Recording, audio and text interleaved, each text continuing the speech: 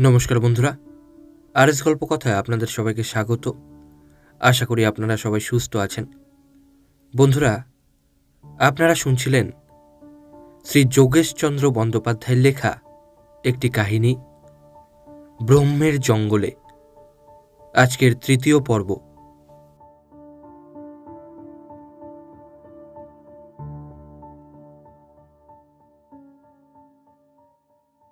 আগুন জ্বালো, আগুন জ্বালো কেলকার, এর প্রতিশোধ চাই, প্রতিশোধ চাই। দেবলজির কণ্ঠস্বরে আজ অমানসিক কঠোরতা ও তাহার চক্ষুর কোণে বীভৎস পৈশাচিকতা ফুটিয়া বাহির হইতেছিল। সেই ছোট্ট গৃহপ্রাঙ্গণে সন্ধ্যার অন্ধকারে আজ আবার নরকের অভিনয় আরম্ভ হইল। দলিত সর্পের মতো তীব্র বিষের জ্বালা উদ্গীরণ করিবার জন্য ক্রোধোন্মত্ত দেবলজি আবার কহিল, সর্দার উজ্জ্বল সিং, বুদ্ধির বাহাদুরি তুমি যতই করো না কেন, সেটা যে কত নগণ্য, কত ক্ষুদ্র, আজ তার একটা বেশ পরীক্ষা হয়ে গেল। সুদূর বাংলাদেশের দুটো বাঙালি ছোকরার জন্য ব্রহ্মেরও কত ঊর্ধ্বে চীন সাম্রাজ্যের অন্তর্গত একটা ক্ষুদ্র গ্রামে নিজেদের আড্ডায় আজ আমরা যেভাবে অবমানিত হয়েছি তা আমাদের স্মরণ থাকবে চিরকাল। মিথ্যা দর্প ও অন্ধ অভিমান নিয়ে আমরা এতদিন কত বাহাদুরি না করেছি। সর্দার উজ্জ্বল সিং, তোমার বুদ্ধির প্রশংসা করে আমরা সকলেই পঞ্চমুখ হয়ে উঠেছি, কিন্তু আজ বুঝতে পারছো সর্দার, একটা তুচ্ছ ভৈরবীর কাছে, একটা বাঙালি নারীর কাছে বুদ্ধি বলে তুমি কত ক্ষুদ্র। ঘৃণায় ও লজ্জায় আজ আমাদের মাথা নুইয়ে পড়া উচিত। একটা সিঁদুর মাখা ত্রিশূল এনে কোথাকার একটা নারী আজ ভেলকির মতো সকলের মাথা হেট করে দিয়ে গেছে। ছি ছি।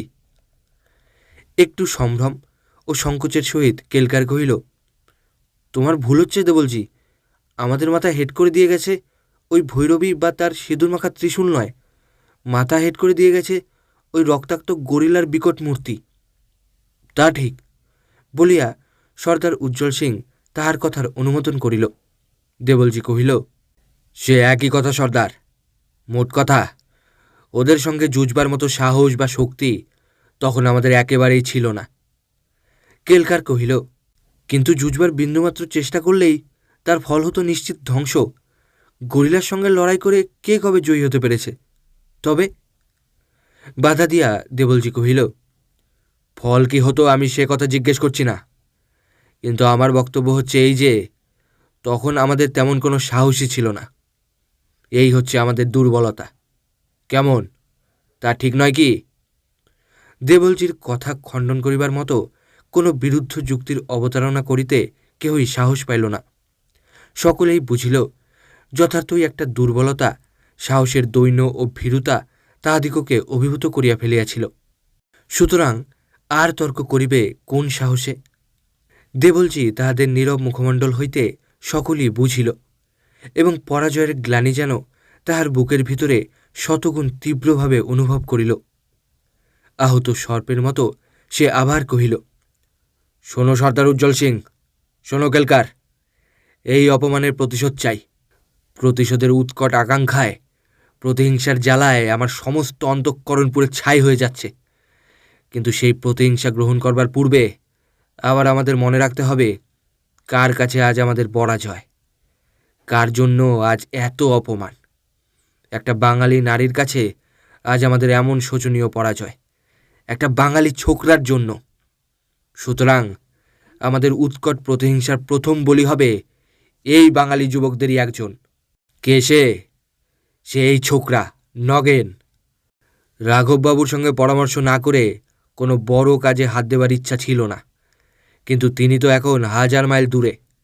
কোন সুদূরে নিশ্চিন্ত মানে সুখের স্বপ্ন দেখছেন কে জানে। বিশেষত তার কাছে পৌঁছুতে আমাদের অনেক দিন লেগে যাবে। অতদিন পর্যন্ত এই হতভাগাকে বাঁচিয়ে রাখা আর একটা অমঙ্গলের জ্যান্ত মূর্তিকে কাঁধে করে বয়ে নিয়ে যাওয়া একই কথা। তোমরা যে যাই বলো সর্দার, আমি তাতে অনিচ্ছুক। আমি তা কখনো হতে দেব না। ক্রোধের প্রবল উচ্ছ্বাসে দেবলজি হাঁপাইয়া পড়িল। কিছুক্ষণ বিশ্রাম না করিয়া আর কথা বলা তাহার পক্ষে অসম্ভব হইল। সর্দার কহিল, আমি তো সে কথা আগেই বলেছিলাম দেবলজি। কেবল বলা নয়, সেই উদ্দেশ্যে এই হতভাগাকে আমি চাপকাতেও শুরু করেছিলাম, কিন্তু হঠাৎ এই এক বিঘ্ন উপস্থিত হলো। দেবলজি কহিল, সে কথা ঠিক সর্দার, কিন্তু তুমি যেভাবে তাকে শেষ করতে গিয়েছিলে, এখন বুঝতে পারছি সেটা ভালো পন্থা নয়। কারণ সহজেই অনুমান করা যায় যে চাবুক খাওয়ার সঙ্গে সঙ্গে সে চেঁচাতে আরম্ভ করবে। তার সেই কাতর চেঁচানি বনের পশুপক্ষী পর্যন্ত জড়ো করে তুলবে। বনের যত দেবতা অপদেবতা তারা পর্যন্ত ছুটে আসবে তাকে বাঁচাবার জন্য। না সর্দার উজ্জ্বল সিং, আমি সে রাস্তায় যাচ্ছি না। আমি কি করতে চাই তা শোনো। আমরা এই জায়গা ছেড়ে চলে যাব এই ৮ ঘন্টার ভিতর। যাবার ঠিক পূর্বক্ষণে ঘরেরই কোনো থামের সঙ্গে ওটাকে বেঁধে রাখো। তারপর গাড়ি ঘোড়া সব তৈরি করে তাতে চেপে বসে ঘরের চারিদিকে কেরোসিন ঢেলে আগুন লাগিয়ে দাও। আগুন দেখে যদি বা কেউ কাছে আসে, তারা লোকজন কাউকে না দেখলে স্বভাবতই একটু নিরস্ত হবে। পরিত্যক্ত গৃহের উদ্ধারের জন্য কারুর কোনো মাথা ব্যথা হয় না। যন্ত্রণায় ছটফট করে হতভাগা শত চেঁচালেও তা গৃহদাহের ভীষণ শব্দ ছাড়িয়ে উঠবে না। কাজেই হতভাগা নীরবে নির্বিঘ্নে ছাই হয়ে যাবে। আমারও প্রতিহিংসার প্রথম বলিদান সুন্দরভাবে সম্পন্ন হবে। এ বিষয়ে তোমাদের মত কি সর্দার? একটু গম্ভীরভাবে মাথা নাড়িয়া সর্দার উজ্জ্বল সিং কহিল, বেশ বুদ্ধিতে বলছি, আমার এতে সম্পূর্ণ মত আছে। সম্মতিসূচকভাবে মাথা নাড়িয়া কেলকার কহিল, হ্যাঁ, আমিও এই বিষয়ে সম্পূর্ণ একমত। তবে আর দেরি নয়, এখনই এই মুহূর্তেই আমাদের তৈরি হতে হবে। এই বলিয়া দেবলজি আবার কহিল, রাত্রির অন্ধকারেই আমাদের উৎকৃষ্ট সুযোগ। রাত হয়ে এসেছে, আর দেরি করো না কেলকার, যাও এখনই তৈরি হও। যাচ্ছি বলিয়া কেলকার উঠিল। সর্দার উজ্জ্বল সিংহ সেই ঘরে তালা লাগাইয়া দেবলজির সঙ্গে কক্ষান্তরে প্রবেশ করিল। ধীরে, অতি ধীরে চাপা গলায় রতীশ কহিল, নগেন। কি ভাই রতীশ? নগেন উত্তর করিল, সব শুনছ? কি ভীষণ ষড়যন্ত্র হয়ে গেল তা শুনেছ নগেন? রতীশের কণ্ঠস্বর তেমনি মৃদু ও কাতর। নগেন কহিল, সব শুনেছি ভাই, সেজন্য দুঃখ করিস নে। আমি তো সাত করেই বিপদ মাথায় নিয়ে এসেছি। আমি তো তোর অনুরোধে আসিনি। কাজে এ আমার হত্যা নয় রতীশ, এ আমার আত্মবলি। রতীশ কাতর কণ্ঠে কহিল, কিন্তু এভাবে মিছামিছি আত্মবলি দিয়ে তো কোনো লাভই নেই। কেন তুমি মেজাজ দেখাতে গেলে নগেন? ছুরির পাট আমার মুখে পুড়ে দেওয়ায় আমার কষ্ট হয়েছিল খুব, তা সত্যি, কিন্তু তাই বলে কি তোমার এমন গালমন্দ করা উচিত হয়েছে? হাত পা বাঁধা বন্দির কি কখনো অত লড়াই করা চলে? কেন তোমার এমন দুর্মতি হলো নগেন? নগেন কহিল, সেজন্য দুঃখ করিস নে রতীশ। দুঃখ শুধু এই রইল যে তোর দাদা ও বাবাকে উদ্ধার করতে পারলুম না। আর একটা কৌতূহল রইল যে কে এই ভৈরবী। ওদের কথায় বুঝতে পারলুম যে হাতে তার ত্রিশূল আর সঙ্গে একটা ভয়ঙ্কর গরিলা। এমন পিশাচের দলের মাঝে এসে যে নারী, যে ভৈরবী এমনভাবে তাদের কাঁপিয়ে দিয়ে গেছেন, তাকে আমার শত প্রণাম জানাচ্ছি। আমি মরে গেলেও তার সঙ্গে যদি তোর কখনো দেখা হয়, তবে তাকে আমার প্রণাম দিস রতীশ। অদ্ভুত, অদ্ভুত এই ভৈরবী। কিন্তু কে তিনি? কেন এসেছিলেন? আমার বাঁচা মরার সঙ্গে কি তার স্বার্থ? হায়, মরবার আগে এগুলি যদি জেনে যেতে পারতুম, তাহলে আমার কোনো দুঃখ হতো না রতীশ। আমি কেমন আনন্দে বিদায় নিতে পারতুম। বিদায়? অমন কথা বলো না নগেন, বলিয়া রতীশ কাঁদিয়া ফেলিল। নগেন একটু হাসিয়া কহিল, দূর বোকা, তুই বোধহয় কাঁদছিস না? রতীশ তখন তার উচ্ছ্বসিত অশ্রুবেগে আত্মহারা। সে কেমন করিয়া তাহার জবাব দিবে? নগেন কহিল, শোন রতীশ, এখন কাঁদবার সময় নেই, কথা বলবার সময়ও অতি সামান্য। এখনই হয়তো ওরা এসে পড়বে, আর আমাদের কথাবার্তা জন্মের মতো বন্ধ হয়ে যাবে। তার আগে তোকে গোটা কয়েক কথা বলে নি, তোর জানা থাকা ভালো। আমি ঘুমের ভান করে শুয়েছিলুম, তখন এই লোকগুলির কথাবার্তা শুনে বুঝেছি যে চিঠিখানা বাস্তবিকই এদের কারসাজি, সেটা জ্যোতিষদার চিঠি নয়। আর একটা কথা আছে, এই দেবলজি বা নারায়ণ দেবল হচ্ছে এদের দলপতি, কিন্তু এর আরও একজন অংশীদার আছে মনে হয়। তার নাম রাঘব বাবু। সে লোকটা বাঙালি, আর সে সম্পর্কে নাকি তোর কীরকম কাকা বা জ্যাঠা হয়। আমার কাকা বা জ্যাঠা? অতি বিস্ময়ের সহিত রতীশ জিজ্ঞাসা করিল। নগেন কহিল, হা, তুই তার ভাইপো। তোকে যে এরা এখনো পর্যন্ত বিশেষ কোনো অত্যাচার করছে না, তার কারণ হচ্ছে এই যে রাঘববাবুর পরামর্শ ছাড়া তা করবে না। রাঘববাবু এখন কোথায় 1000 মাইল দূরে আছে, তোকে সম্ভবত সেখানে নিয়ে যাবে। আমার মনে হয় তোর দাদা বা বাবা যদি জীবিত থাকেন তাহলে সেখানেই আছেন, সেই রাঘববাবুর আড্ডায়। তোকেও সেখানে নিয়ে যাবে। কিন্তু আমি যেতে পারলুম না রতীশ। আমি আজ এইখানেই জ্বলন্ত আগুনে আত্মবিসর্জন করব। ওহো নগেন! অতি কাতর কণ্ঠে রতীশ কাঁদিয়া ফেলিল। নগেন কহিল, চুপ, কাঁদিস নে, সময় খুব কম। আচ্ছা, বলতে পারিস এই রাঘববাবুটি কে? জানিস কিছু? একটু চিন্তা করিয়া রতীশ কহিল, রাঘব? এক রাঘবের কথা আমার একটু মনে হচ্ছে। তিনিও সম্পর্কে আমার কাকাই হন। তিনি আমার বাবার বৈমাত্রেয় ভাই। ছেলেবেলায় শুনেছি উচ্ছৃঙ্খল চরিত্র বলে আমার ঠাকুরদা তাকে ত্যায্যপুত্র করে গেছেন। তিনি সিঙ্গাপুর বা পেনাং শহরে ডাক্তারি করতেন বলে শুনেছি। তাহলে এই সেই রাঘব। বলিয়া নগেন প্রায় লাফাইয়া উঠিবার চেষ্টা করিল, কিন্তু হাত পা বাঁধা বন্দি তাহা পারিবে কেন? সুতরাং চেষ্টা করিবা মাত্র তাহার বাঁধনের দড়িগুলি আরও শক্তভাবে তাহাকে আটিয়া ধরিল। সে দারুণ যন্ত্রণা অনুভব করিল। রতীশ কহিল, কিন্তু বুঝতে পারছি না নগেন, কি তার স্বার্থ? তিনি কেন আমাদের অনিষ্ট করবেন? আমরা তো কোনোদিন তার অনিষ্ট চিন্তা করি নাই। নগেন কহিল, সে আমি জানি না, কিন্তু আমার মন বলছে এই সেই রাঘব। কি করব, তার সঙ্গে আমার কোনো পরিচয় হলো না। তা যাক, তোর মঙ্গল প্রার্থনা করি রতীশ, তোদের সব্বার মঙ্গল প্রার্থনা করি। নীরুদার সঙ্গে দেখা হলে? খুব যে গল্প হচ্ছে, বলিয়া তখনই সর্দার উজ্জ্বল সিং গৃহমধ্যে প্রবেশ করিল। কেলকার কহিল, হোক না, এই তো শেষ গপ্প, খুব গপ্প করে নে। রতীশ ও নগেন কেহ আর টু শব্দটি করিল না। সর্দার কহিল, শিগগির শিগগির করো কেলকার, সুলতানকে ডাকো, একটাকে বার করে নিয়ে যাও। কেলকার একবার একটু বাহিরে গেল, তারপর উচ্চকণ্ঠে ডাকিল, সুলতান, সুলতান! যাই, বলিয়া সুলতান ছুটিয়া আসিল। সর্দার উজ্জ্বল সিংয়ের আদেশে কেলকার ও সুলতান উভয় মিলিয়া রতীশের বাঁধন খুলিয়া তাহাকে বাইরে লইয়া আসিল। রতীশ অবিরল ধারে অশ্রু বিসর্জন করিতে করিতে নগেনকে শেষ দেখা দেখিয়া ঘরের বাহিরে আসিল। শৃঙ্খলাবদ্ধ অবস্থায় রতীশকে যখন ঘোড়ার পিঠে চাপানো হইল, তখন সে আর সংযত থাকিতে পারিল না। সে চিৎকার করিয়া কাঁদিয়া উঠিল, নগেন, নগেন, ভাই আমার! তারপর এক পৈশাচিক কাণ্ড আরম্ভ হইল। নগেনকে তেমনি গৃহমধ্যে তক্তপোষে বাঁধিয়া রাখিয়া ঘরের দরজায় সুদৃঢ় তালা আটিয়া দেওয়া হইল। অবশেষে ঘরের চারিদিকে প্রচুর কেরোসিন ও খড়, পাট, কাঠ ইত্যাদি জড়ো করিয়া কেলকার তাহাতে অগ্নিসংযোগ করিল। মুহূর্তের মধ্যে দাউ দাউ করিয়া আগুন জ্বলিয়া উঠিল। সেই প্রচণ্ড অগ্নির লেলিহান শিখা ঊর্ধ্বে বিস্তৃত হইল এবং নৈশ অন্ধকার দূর করিয়া সমগ্র বনস্থলী উদ্ভাসিত করিয়া তুলিল।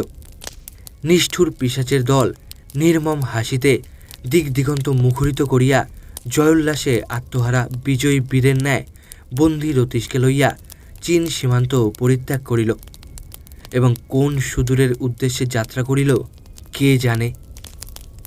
বন্দী রতীশ তাহার প্রাণের বন্ধু নগেনের এই শোচনীয় পরিণাম দেখিয়া সারা পথ অশ্রু বিসর্জন করিতে লাগিল। অগ্নিশিখা যখনই দ্বিগুণ তেজে ঊর্ধ্বে লেলিহান হইয়া উঠিতেছিল, তখনই রতীশ নৈশ নীরবতা ভঙ্গ করিয়া বিজন পাহাড় পর্বত ও বন জঙ্গল মুখরিত করিয়া কাতর কণ্ঠে চিৎকার করিয়া উঠিতেছিল, নগেন, নগেন, ভাইরে নগেন!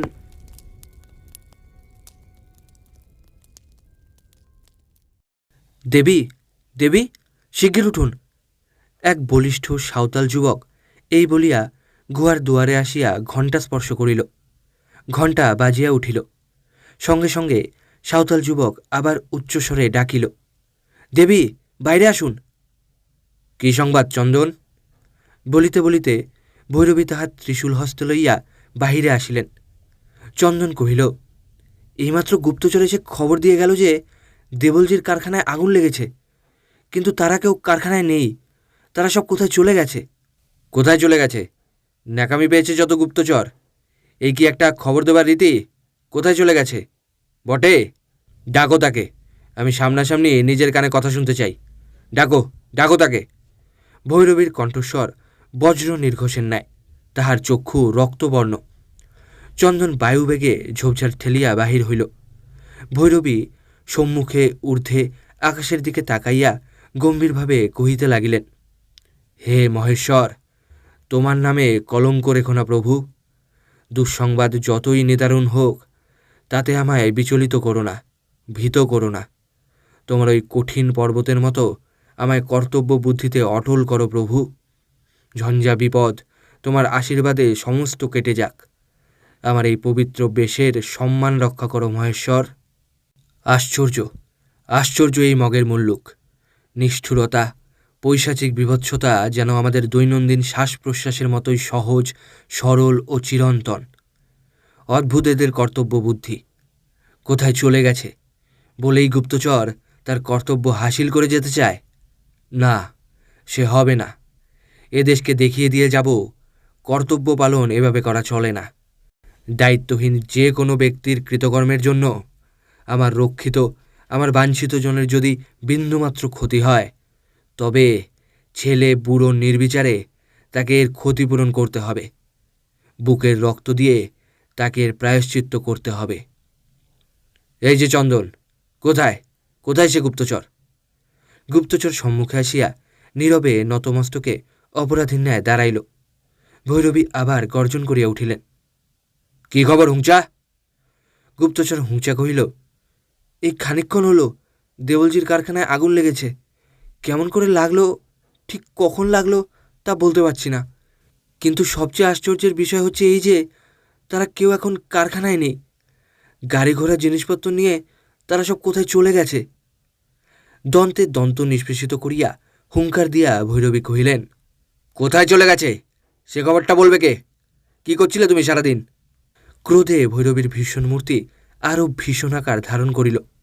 তাহার জটাজুট যেন চতুর্দিকে বিক্ষিপ্ত হইল। হাতের শানিত ত্রিশূল থরথর করিয়া কাঁপিয়া উঠিল। সভয়ে বিনীতভাবে হুংচা কহিল, আমি কারখানার বাইরের দিকে ছিলুম, একটু দূরে পেছনে ছিলুম, কাজেই আমি সব কিছু লক্ষ্য করতে পারি নাই। আচ্ছা, কোন ঘরে আগুন লেগেছে বলতে পারো? ভৈরবীর কণ্ঠস্বর তীব্র। হুংচা কহিল, হ্যাঁ পারি। বাড়ির ভিতরে সেই ছোট্ট ঘরখানি, যেখানিতে আপনি বিশেষ করে লক্ষ্য রাখতে বলেছিলেন, সেই ঘরেই প্রথম আগুন লেগেছে। কর্কশ স্বরে চিৎকার করিয়া ভৈরবী কহিলেন, আর এইভাবেই তুমি তোমার কর্তব্য করছিলে হুংচা, আর সেই কর্তব্যের জন্য তুমি মোটা পারিশ্রমিক আশা করো। অসভ্য বেঈমান, একটা বাঙালির কাছে আজ তোমাকে পুরস্কার নিতে হবে। বাঙালি অত মূর্খ নয় হুংচা, কর্তব্য পালন একে বলে না। আজ তোমার এই অবহেলায়, তোমার ত্রুটিতে যদি বিন্দুমাত্র ক্ষতি হয়, তবে জেনে রেখো, এই ত্রিশূলের এক আঘাতে তোমার হৃৎপিণ্ড ছিঁড়ে ফেলে দেব।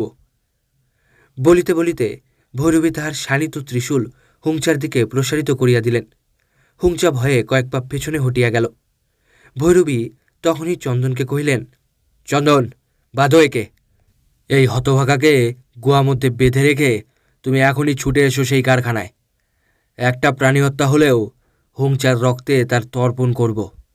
আমি যাচ্ছি সেখানে, তুমিও সেখানে ছুটে এসো, কিন্তু তার আগে বাঁধো, বাঁধো এই অপদার্থ গুপ্তচরকে। কথা শেষ হইবামাত্র তিনি ত্রিশূল হস্তে অগ্নি লক্ষ্য করিয়া দেবলজির কারখানায় ছুটিয়া চলিলেন। অসুরের মতো বলশালী সাঁওতাল যুবক তৎক্ষণাৎ হুংচার কাঁধে লাফাইয়া পড়িল এবং তাহার শত বাধা সত্ত্বেও তাহাকে অবলীলাক্রমে বাঁধিয়া ফেলিল। তারপর তাহাকে গুহা মধ্যে ফেলিয়া রাখিয়া তীরবেগে ভৈরবীর অনুসরণ করিল এবং ভৈরবীর প্রায় সঙ্গে সঙ্গেই ঘটনাস্থলে উপস্থিত হইল। ঘটনাস্থলে তখন লোকে লোকারণ্য। প্রবল বায়ুতে প্রচণ্ড অগ্নিশিখা ঊর্ধ্ব আকাশে ঘুরিয়া ঘুরিয়া ফুলিয়া ফুলিয়া উঠিতেছিল। ভীষণ উত্তাপ হেতু কেহ আগুনের কাছে ঘেঁষিতে পারিতেছিল না। সমস্ত লোক নির্জীব দর্শকের মতো দূরে দাঁড়াইয়া সহানুভূতি ও বিস্ময় প্রকাশ করিতেছিল। কেহ বলিতেছিল, হায় হায়, কেমন করে আগুন লাগলো। কেহ বলিল, কারখানার লোকগুলি বা গেল কোথায়। আবার কেহ বা বলিল, তালাবন্ধ ঘরে আগুন লাগলোই বা কেমন করে। ঠিক সেই সময়ে ভৈরবী সেখানে উপস্থিত হইলেন। আর মুহূর্ত পরেই আসিল চন্দন। ভৈরবী আসিয়াই তীব্র কণ্ঠে কহিলেন, দাঁড়িয়ে কি দেখছো তোমরা? ঘরের মধ্যে লোক রয়েছে, তাদের পুড়িয়ে মারবার জন্য ঘরে আগুন ধরিয়ে দিয়ে রাক্ষসের দল কোথায় পালিয়ে গেছে, আর তোমরা এখনও নির্জীবের মতো চুপটি করে দাঁড়িয়ে আছো। যাও, লাফিয়ে পড়ো, আগুনে ঝাঁপিয়ে পড়ো, দৌড় ভেঙে লোক বাঁচাও। হঠাৎ একটি ভৈরবীর আবির্ভাবে ও তাহার তীব্র ভর্ৎসনায় দর্শকের দল হতভম্ব হইয়া গেল। কিন্তু সেই ভীষণ আগুনের মুখে ঝাঁপিয়া পড়িবার মতো সাহস কাহারও হইল না। কাপুরুষ, কুকুরের দল বলিয়াই ভৈরবী একবার রক্তনেত্রে সমবেত লোকগুলির দিকে তাকাইলেন। তারপর মুহূর্তকাল বিলম্ব না করিয়া নিজের রক্তবস্ত্র গুটাইয়া লইলেন। ও আয় চন্দন বলিয়া ত্রিশূল হস্তে সেই আগুনের মধ্যে ঝাঁপাইয়া পড়িলেন। চন্দন কারখানার এক কোণ হইতে প্রকাণ্ড একটি কুড়াল তুলিয়া লইয়া অগ্নিমধ্যে ভৈরবের অনুসরণ করিল। আগুন, শুধু আগুন, আর সেই সঙ্গে কুণ্ডলাকারে ধূম। সমস্ত ঘরখানি তখন আগুনের ক্রীড়া পুত্তলি। আগুন ও ধূম তাহাকে ঘিরিয়া ঘিরিয়া তাণ্ডব নৃত্য করিতেছিল। অনবরত তখন কেবল বাঁশ ও থাম ফাটিবার ভীষণ ফটাফট শব্দ, কখনো বা ঘরের কোনো অংশ ধসিয়া পড়ার মর্মর শব্দ। ভৈরবী দরজার পাশে আসিয়া বজ্রস্বরে জিজ্ঞাসা করিলেন, কে আছো ঘরে? দরজার কাছে আসতে পারো কি? কোনো সাড়া নাই। প্রচণ্ড ফুটফাট শব্দ ও আগুনের প্রলয় হুঙ্কার ভৈরবীকে উপহাস করিল মাত্র। ভৈরবী আবার চিৎকার করিয়া সেই রূপ জিজ্ঞাসা করিলেন, কিন্তু এবারও কোনো সাড়া পাওয়া গেল না। আগুনের তেজ তখন তীব্র হইতে তীব্রতর হইয়া উঠিতেছে। ভৈরবী আর সেখানে দাঁড়াইতে পারিলেন না। তিনি বায়ুবেগে অগ্নিকুণ্ডলী হইতে বাহির হইয়া আসিলেন। চন্দনও ঠিক সেই সময় মুহূর্তের জন্য জ্বালা জুড়াইতে বাহিরে আসিয়াছিল। সে ভৈরবীকে দেখিয়া কহিল, দেবী, ঘরের মধ্যে এখনো একটা লোক রয়েছে, কাঠের তক্তপোষে তার হাত পা বাঁধা। এইদিকে, এইদিকে সেই লোক। আমি কুড়ুল দিয়ে টিনের বেড়ার আধখানা খুলে ফেলেছি। আপনিও যদি আমার সাথে থাকেন তবে দুজনে ধরাধরি করে লোকটাকে তক্তপোষ শুদ্ধ বার করে নিয়ে আসতে পারি। বাঁধন খুলে আনতে গেলে অনেক দেরি হয়ে যাবে, হয়তো তাকে বাঁচাতে পারবো না। বেশ করেছো ভাই আমার, এই যে চৌবাচ্চা ভর্তি জল রয়েছে, চলো আগে দুজনেই এতে গা ভিজিয়ে নিই। বলিয়াই ভৈরবী সেই চৌবাচ্চায় লাফাইয়া পড়িলেন। চন্দনও তাহাতে ডুব দিয়া গা ভিজাইয়া লইল। তারপর দুজনে আবার সেই জ্বলন্ত কুণ্ডলীর মধ্যে উন্মত্তের মতো প্রবেশ করিলেন। সমবেত দর্শকের দল বিস্ময় বিমুগ্ধ নেত্রে তাহাদের কার্য দেখিতে লাগিল। তাহারা ঘরে ঢুকিতেই একখণ্ড জ্বলন্ত কড়িকাঠ মর্মর শব্দে ভূপতিত হইয়া তাহাদের পথরোধ করিল। চন্দন তাহার কুড়ালের বাটে কোনরূপে তাহা একবার আটকাইয়া লইল। তারপর অমানসিক শক্তিতে বীর বিক্রমে কাঠখানি প্রায় 5 হাত দূরে নিক্ষেপ করিল। জমাট ধূমরাশিতে তাহাদের দম বন্ধ হইবার উপক্রম হইল। ভৈরবী কহিলেন, চন্দন, কিছুই দেখতে পাচ্ছি না। কোথায় সেই তক্তপোষ? শিগগির বার করো, শিগগির। এই যে পেয়েছি দেবী বলিয়া চন্দন ভৈরবীর হাত ধরিয়া তাহাকে একটি তক্তপোষ ছোঁয়াইয়া দিল। ভৈরবীর হতাশ প্রাণে আশার সঞ্চার হইল। দেহে তাহার দ্বিগুণ শক্তি আসিল। আনন্দে আত্মহারা হইয়া তিনি কহিলেন, চন্দন ভাই আমার, ধরো, ধরো শিগগির। বলিয়াই তিনি তক্তপোষের একধার উঁচু করিয়া ফেলিলেন। সঙ্গে সঙ্গে চন্দনও অপর দিক উঁচু করিল। চন্দন তক্তপোষ উঁচু করিয়াই কহিল, সাবধান দেবী, ভারী, বড্ড ভারী, পারবেন তো? সব পারব, সব পারব বলিয়া ভৈরবী তাহার বাম কাঁধে তক্তপোষ রাখিয়া সেই অগ্নিকুণ্ডলী হইতে বাহিরে যাইবার পথ খুঁজিতে লাগিলেন। আমায় আগে যেতে দিন বলিয়া চন্দন তক্তপোষ ঘুরাইয়া লইয়া নিজে পথপ্রদর্শক হইল। ভৈরবী তাহার অনুগমন করিলেন। বিশাল তক্তপোষে দৃঢ় আবদ্ধ সেই অজ্ঞান বন্দীকে লইয়া তারা যখন আগুনের বাহিরে নিরাপদ স্থানে উপস্থিত হইলেন, সমবেত জনমণ্ডলী তখন মহোল্লাসে বিপুল জয়ধ্বনি করিয়া উঠিল। জয় জয় মা ভৈরবী, জয় মহাদেবী। অতিরিক্ত পরিশ্রমে, ভীষণ উদ্বেগে এবং প্রবল ধূম ও উত্তাপে ভৈরবীর হাত পা শিথিল হইয়া আসিতেছিল। তিনি চোখে অন্ধকার দেখিতেছিলেন।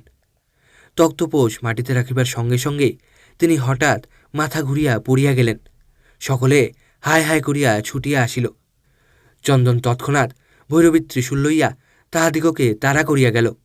ফিরিয়া আসিয়া কহিল, দেবী, মরবেন না, এখন মরবারও ফুরসত নাই। ঘরে আর কেউ আছে কি না তা একবার দেখে আসি। বলিয়াই ভৈরবীর মতামতের অপেক্ষা না করিয়াই সে আবার সেই অগ্নিমধ্যে ছুটিয়া গেল। প্রত্যেকটি মুহূর্ত ভৈরবীর নিকট সুদীর্ঘ বৎসরকাল বলিয়া মনে হইতে লাগিল। ভৈরবী উদ্বিগ্ন হইলেন, ভাবিলেন, চন্দন এখনও ফেরে না কেন? ভৈরবী দুই হস্তে দৃঢ়রূপে নিজের মাথা চাপিয়া ধরিয়া নিজেকে প্রকৃতস্থ করিবার প্রয়াস পাইলেন। তারপর ত্রিশূলে ভর করিয়া উঠিয়া দর্শকগুলিকে সম্বোধন করিয়া কহিলেন, তোরা দেখিস, এই বন্দিটার চৈতন্য সম্পাদনের চেষ্টা কর, এর বাঁধন কেটে একে মুক্ত কর, একে হাওয়া দে। আপনি কোথায় যাচ্ছেন মহাদেবী? দর্শকদিগের একজন তাহাকে জিজ্ঞাসা করিল। তিনি কহিলেন, আমার চন্দন কই? সে তো ফিরছে না এখনো। বলিয়াই উন্মত্তের মতো আবার তিনি আগুনের দিকে ছুটিয়া গেলেন। ঠিক সেই মুহূর্তে একটা লোক আগুনের ভিতর হইতে ছুটিয়া আসিল এবং ভৈরবীর কাছে আসিয়াই লুটাইয়া পড়িল। কে কে তুই, চন্দন? উচ্ছ্বসিত আনন্দে ভৈরবী তাহার মুখের কাছে নত হইয়া পড়িলেন। সেই রক্তাম্বরা ভৈরবী ঊর্ধ্বে হস্ত তুলিয়া কহিলেন, জয় মহেশ্বর, জয় মা ভবানী, আমি পেয়েছি, আমার চন্দনকে পেয়েছি, বন্দিকে পেয়েছি। কিন্তু আর কেউ যদি? না দেবী, আর কেউ নেই। আর একটা তক্তপোষ আছে, কিন্তু তা খালি, আর কেউ নেই। বলিয়া চন্দন চক্ষু খুলিল। তাহার কণ্ঠস্বর অতি ক্ষীণ। ভৈরবী কহিলেন, তবে চলো একবার বন্দির কাছে। দর্শক মণ্ডলী তখন বন্দির নগেনের হাত পা খুলিয়া দিয়াছিল। তাহাদের যত্নে ও সেবায় তাহার তখন জ্ঞান ফিরিয়া আসিতেছিল। সে ধীরে, অতি ধীরে তাহার চক্ষু মেলিয়া চাহিল। দেখিল ঊর্ধ্বে আকাশে অসংখ্য তারকা তখন ঝকঝক করিয়া জ্বলিতেছে। তাহার চারিপাশে অনেক লোক, অদূরে বিশাল উজ্জ্বল অগ্নিকুণ্ড। কি এ? নগেন চক্ষু মুদিয়া সমস্ত ঘটনা স্মরণ করিবার প্রয়াস পাইল, কিন্তু ধারাবাহিকভাবে বিশেষ কিছুই তাহার মনে হইল না। কতকগুলি বিশৃঙ্খল চিত্র এলোমেলোভাবে তাহার স্মৃতিপথে উদিত হইল, কিন্তু পরক্ষণেই সে আবার সব ভুলিয়া গেল। আবার সে চক্ষু খুলিল। চক্ষু মেলিয়া চাহিতেই সম্মুখে দেখিল সেই রক্তাম্বরা ভৈরবী। তৎক্ষণাৎ একসঙ্গে সমস্ত ঘটনা তাহার মনে হইল। সেই ভৈরবী, গরিলা, বন্দী রতীশ, তারপর রতীশকে লইয়া দেবলজি প্রভৃতির প্রস্থান, জ্বলন্ত গৃহমধ্যে বন্দীভাবে তাহার একাকী অবস্থান ইত্যাদি সব কথা তাহার মনে হইল। মুহূর্তেই বুঝিতে পারিল সে মুক্ত, বিপন্মুক্ত। জ্বলন্ত অগ্নি হইতে কেহ তাহাকে উদ্ধার করিয়াছে। কে কে তিনি? বুঝিল এই দয়াবতী ভৈরবীর কৃপাই সে উদ্ধার লাভ করিয়াছে। কে কে তুমি দেবী? এই ভৈরবী বেশে বারবার আমায় রক্ষা করছ? ক্ষীণ কণ্ঠে নগেন এই কথা বলিয়া প্রবল উত্তেজনাবশে তাহার পায়ের কাছে লুটাইয়া পড়িল।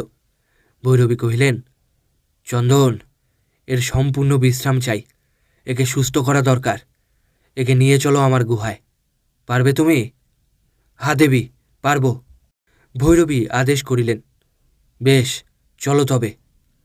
চন্দন শক্ত করিয়া কাপড় আটিয়া পড়িল। তারপর শিশুকে কোলে লইবার মতো অবলীলাক্রমে দুই হাতে নগেনকে কোলে তুলিয়া লইল এবং ভৈরবীর পশ্চাতে গুহার উদ্দেশ্যে রওনা হইল। সমবেত লোকজন প্রশ্ন করিল, একে কোথায় নিয়ে যাচ্ছে? আরও নানা প্রশ্নের সহিত তাহারা তাহাদের অনুসরণ করিতে লাগিল। ভৈরবী ত্রিশূল তুলিয়া হুঙ্কার দিয়া কহিলেন, সাবধান বিরুদ্ধল! যাকে রক্ষা করবার জন্য বিন্দুমাত্র চেষ্টা করতে সাহস হয়নি, তাকে কোথায় নিয়ে যাচ্ছি সে কৌতূহল দেখাবার দরকার নেই। যাও, চলে যাও পেছন থেকে। এখনো যাচ্ছিস না বটে? বলিয়া ভৈরবী তাহার বিশাল ত্রিশূলখানি বর্ষার ন্যায় ধারণ করিলেন। তৎক্ষণাৎ পালা পালা বলিয়া সেই লোকগুলি অন্তর্হিত হইয়া গেল। তখন ঊর্ধ্বে সীমাহীন নীলাকাশ, চারিপাশে ঘনকৃষ্ণ অন্ধকার, পদতলে বন্ধুর বনভূমি। বিজয়িনী ভৈরবী প্রকৃতির এই রহস্যময় আবরণের মধ্যে চন্দন ও নগেনকে লইয়া কোথায় অদৃশ্য হইলেন কে জানে। ছোট্ট দুইখানি ইজি চেয়ারে পাশাপাশি শুইয়া নগেন ও চন্দন সেদিন কত কথাই কহিতেছিল। সেই দোতলার বারান্দা হইতে অনন্ত নীল সমুদ্র পরিষ্কার দেখা যাইতেছিল। নগেন সেদিকে হাত বাড়াইয়া একটু হাসিয়া কহিল, দেখছ চন্দন, ওই অসীম সমুদ্র দেখতে পাচ্ছ? হ্যাঁ দেখছি নগেনদা, কিন্তু তাতে দেখবার মতো কি এমন একটা আছে? চন্দন অপ্রতিভভাবে তাহাকে জিজ্ঞাসা করিল। নগেন কহিল, সাগরের জল কেমন অনন্ত অসীম। আমার মনে হচ্ছে চন্দন, তোমার এই দেবী, এই ভৈরবী দেবীর চরিত্র অনন্ত রহস্যময়। কেবল তাই নয়, তার উপযুক্ত শিষ্য হিসাবে তুমিও আমার কাছে কেমন একটা গভীর রহস্যে ঢাকা রয়েছ। আমি যতই তোমাদের কথা ভাবি ততই যেন তার কোনো কুল কিনারা খুঁজে পাই না। শুধু মুগ্ধ হয়ে তোমাদিগকে দেখতে থাকি। এ তুমি কি বলছো নগেনদা? পাগলের মতো যাতা কতগুলি কি বকছ? চন্দন হাসিয়া এই কথা জিজ্ঞাসা করিল। হ্যাঁ, এই আমার ধারণা, সংক্ষেপে নগেন উত্তর করিল। চন্দন তেমনিভাবে আবার জিজ্ঞাসা করিল, তোমার এই অদ্ভুত ধারণার কারণ কি নগেনদা?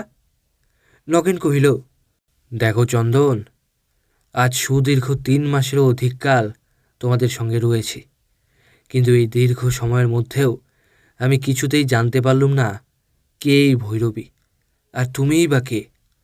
সেই ভীষণ অগ্নিকাণ্ডের পর আমরা পেংফু হতে রেঙ্গুনে এলুম, সেখান হতে পেনাং ও অবশেষে এই সিঙ্গাপুরে এসেছি। কখনো পায়ে হেঁটে, কখনো নৌকোয়, কখনো জাহাজে, কখনো বা গাড়িতে। কতভাবে কত সময় আমরা একসঙ্গে দিন কাটিয়েছি। দেবীকে আমি তার সম্বন্ধে অনেক প্রশ্ন করেছি, তোমাকেও কত প্রশ্ন করেছি, কিন্তু কই, আমি তো আজও তোমাদের সঠিক পরিচয় জানতে পারিনি। তুমিও কেবল কথা এড়িয়ে গেছ, অন্য কথার উত্থাপন করেছ, কখনো ধরা দাওনি চন্দন। আর তোমার দেবী, তিনিও কেবল তীব্রস্বরে বলেছেন, তোমার অন্যায় কৌতূহল বন্ধ রাখো। তবে আর জিজ্ঞেস করছো কেন নগেনদা? এ তোমার অন্যায় নয় কি? নগেন কহিল, কিন্তু তোমার সম্বন্ধে জিজ্ঞাসা করাও কি আমার অন্যায়? কে তুমি চন্দন? কতদিন যাবৎ তুমি দেবীর সঙ্গে আছো? কোত্থেকে তার সঙ্গে জুটলে? কোথায় তোমার বাড়ি? এসব সাধারণ প্রশ্ন জিজ্ঞাসা করাও কি আমার পক্ষে অন্যায়? ভীষণ আগুনের মুখ থেকে তোমরা আমায় বাঁচিয়েছ। ভৈরবী দেবী এর আগেও আমাকে একবার রক্ষা করেছিলেন। রাক্ষসের দল আমাকে চাপকে খুন করবার মতলব করেছিল, কিন্তু ভৈরবী দেবী ঠিক সময়ে এক গরিলা নিয়ে সেইখানেই উপস্থিত হয়ে তাদের সমস্ত উদ্দেশ্য পণ্ড করে দিলেন। অথচ বড়ই আশ্চর্যের বিষয়, এই দীর্ঘকালের মধ্যেও সেই গরিলার আর দেখাই পেলুম না। অমন পোষা গরিলা, শিকল দিয়ে বেঁধে যাকে সেদিন সাথে নিয়ে গিয়েছিলেন, সেই গরিলাই বা কোথায়? আর তুমিই বা কবে কোত্থেকে জুটলে চন্দন? এসব জানবার কি আমার কিছুমাত্র অধিকার নেই? সে জানি নে। সংক্ষেপে এই জবাব দিয়া চন্দন আবার কহিল, রাগ করো না, আমার নিজের সম্বন্ধেও বিন্দুমাত্র পরিচয় দেওয়ার নিষেধ আছে নগেনদা। নিষেধ? কার নিষেধ? দেবীর নিষেধ। তিনি মানা করেছেন, কাজের কথা ছাড়া কখনো কোনো বাজে কথা নগেনের সঙ্গে কইবে না। তোমার নিজের পরিচয়ও নয়, আমার সম্বন্ধে যেটুকু জানো তাও নয়। কাজেই এ বিষয়ে আমায় আর কখনো কিছু জিজ্ঞাসা করো না। তখন নগেন কহিল, আমি জানতুম না, কাজেই অত কথা জিজ্ঞেস করেছি। তা যাক, আমি আর কখনো এ সম্বন্ধে কোনো প্রশ্ন করব না। ওই যে দেবী আসছেন, হাওয়ার মতো ছুটে আসছেন, কোন ভরে বেরিয়ে গেছেন, আর এখন প্রায় সন্ধ্যা। নগেনের কথা শেষ হইবার সঙ্গে সঙ্গেই ভৈরবী গৃহমধ্যে প্রবেশ করিলেন। তাহার সমস্ত সাজসজ্জা ঘামে ভিজিয়া গিয়াছে, আর কপাল হইতে বিন্দু বিন্দু ঘাম ঝরিতেছে। ঘরে ঢুকিয়াই দেবী জিজ্ঞাসা করিলেন, এদিকের খবর কি নগেন? হাসিয়া নগেন কহিল, এদিকে আর কি খবর থাকবে দেবী, খবর তো সব আপনার কাছে। সেই কোন ভোরে বেরিয়ে গেছেন, সারাটা দিন বোধহয় পথে পথেই কেটে গেছে। আমরা তো আপনার কাছেই নতুন খবরের আশা করছি। মৃদু হাসিয়া ভৈরবী কহিলেন, বটে, তা আজ খবরও আছে ঢের। শোনো নগেন, রাঘব ডাক্তারের সম্বন্ধে আজ অনেক খবরই পাওয়া গেছে। লোকটা এখানে ডাক্তারি করছিল অনেক দিন, কিন্তু সম্প্রতি কয়েক বছর যাবৎ সে তার ডাক্তারি ব্যবসায়ের দিকে বেশি মন দিত না। অথচ লোকের বিশ্বাস সে নাকি টাকাও করেছে ঢের। ডাক্তারি করে সে অত টাকা কখনো জমাতে পারেনি, এই হচ্ছে লোকের ধারণা। কিন্তু তার আর কোনো ব্যবসায় আছে কি না তাও কেউ বলতে পারে না। কিন্তু সে যে ভিতরে একটা কিছু করছিল তাতে কারু সন্দেহ নেই। কেউ কেউ বললে তার কাছে লোকও আসতো অনেক রকম, মাদ্রাজি, পাঞ্জাবি, সিলোনি, মগ, চীনে, আফ্রিকার কাফরি ইত্যাদি বোধ হয় পৃথিবীর প্রায় সব দেশীয় লোকই তার কাছে আসতো। সেজন্য তার বাইরের বসবার ঘরখানা খুবই বড়, তার সঙ্গে 2-3টি রান্নাঘরও রয়েছে। আমি তার বাড়ি দেখে এসেছি, তার ছেলে দেখে এসেছি, তার ফটোগ্রাফও দেখে এসেছি। নগেন ঈষৎ হাসিয়া কহিল, তাহলে তো আপনি সব খবরই জেনে এসেছেন দেবী। হ্যাঁ, অনেক কিছুই জেনে এসেছি বলিয়া ভৈরবী আবার কহিলেন, কিন্তু জানতে পারলুম না তার বর্তমান ঠিকানা। সে প্রায় বছর 2 যাবৎ বাইরেই ঘুরে বেড়াচ্ছে। তার পরিচিত লোকেরা বললে সে নাকি ওষুধের জন্য বনে বনে নানা রকম লতাপাতা সংগ্রহ করে বেড়ায়। কদাচিৎ 2-1বার এখানে এসে শুধু খোঁজ খবর নিয়ে যায়। তার ফটোগ্রাফ যেরকম দেখেছি তাতে মনে হয় তাকে দেখলেই চেনা যাবে। মুখে একটু বিশেষত্ব আছে, দাড়ি কামানো, মোটা গোঁফ, আর গালে ঝুলে পড়েছে বেশ লম্বা জুলপি। বেশ, এই চেহারার কথা আমার বেশ মনে থাকবে, কিন্তু তার বর্তমান ঠিকানা তাহলে কিছুই জানা গেল না। নগেন এই কথা জিজ্ঞাসা করিল। ভৈরবী কহিলেন, না, কেবল এইটুকু শুনলুম যে সে রেঙ্গুনের উত্তরে ব্রহ্মের কোনো জঙ্গলে বাস করছে। মাঝে মাঝে 2-1বার রেঙ্গুনে এসে থাকে। তাহলে আমাদের এখন কর্তব্য কী হবে দেবী? নগেন জিজ্ঞাসা করিল। ভৈরবী কহিলেন, কালই আমরা রেঙ্গুনে যাচ্ছি। 1 মুহূর্ত সময়ও নষ্ট করা হবে না। তোমারই কথায় বুঝতে পেরেছি নগেন, তোমার বন্ধু রতীশের সমগ্র পরিবার খুব বেশি রকম বিপন্ন। এমন অবস্থায় এতদিনেও তাদের কোনো কুল কেনারা না পাওয়া খুব আশঙ্কার বিষয় নয় কি? নিশ্চয়, বলিয়া নগেন একটু চিন্তিত হইল। নীরবে কিছুক্ষণ চিন্তার পর সে আবার কহিল, আচ্ছা দেবী, তাহলে আর সময় নষ্ট করা কেন? রেঙ্গুন যাবার আজই কি কোনো উপায় হতে পারে না? হ্যাঁ, হয়তো পারে, কিন্তু তবু সে চেষ্টা করব না। আমার আরও কিছু অনুসন্ধান করতে হবে, তা আজই শেষ করব বলিয়া ভৈরবী একটু অন্যমনস্ক হইলেন। পাশাপাশি আরও একখানি ইজি চেয়ারে বসিয়া ভৈরবী তেমনি অন্যমনস্কভাবে অনন্ত সমুদ্রের নীল জলের দিকে তাকাইয়া রহিলেন। নগেন ও চন্দন উভয়েই বুঝিল দেবীর মন এখন আর তাহার আশেপাশে নাই, কোন সুদূরে তাহার মন ভাসিয়া গিয়াছে। সুতরাং তাহারা কেহই তাহার সমাধি ভঙ্গ করিয়া তাহাকে বিরক্ত করিতে সাহস পাইল না। ভৈরবী হঠাৎ তাহার মুখ ফিরাইলেন, তারপর নগেনকে সম্বোধন করিয়া কহিলেন, দেখো নগেন, দেশের যারা আশা ভরসা সেই সব কচি ছেলেরাও ঘটনাচক্রে কত যে কুটিল পথ অবলম্বন করতে বাধ্য হয় তার কোনো ইয়ত্তাই নেই। ভৈরবীর কথায় নগেন যে কি উত্তর দিবে তাহা সে ভাবিয়াই পাইল না। সে কেবল নিজের মনে মনে প্রশ্ন করিল, এ কথার অবতারণা কেন? ভৈরবী তাহাকে নীরব দেখিয়া কহিলেন, কিছুই বুঝতে পারলে না নগেন, না? আচ্ছা, তোমায় খুলে বলছি সব। রাঘব ডাক্তারের একটা ছেলে আছে, বয়স 15-16 হবে, নাম তার শান্তি। সে ছেলেকে আমি দেখে এসেছি, তার সঙ্গে কথা কয়ে এসেছি, কিন্তু কিছুতেই তার কাছ থেকে ডাক্তারের ঠিকানাটি বার করতে পারলুম না। অথচ সে তার বাপের চিঠি পাচ্ছে রীতিমতো। 1 সপ্তাহ আগেও তার কাছ থেকে একটা ইনশিওর করা খাম পেয়েছে। বাপ তার 2 বছর যাবৎ বাইরে আছে, সিঙ্গাপুরে নেই, অথচ সে তার ঠিকানা জানে না।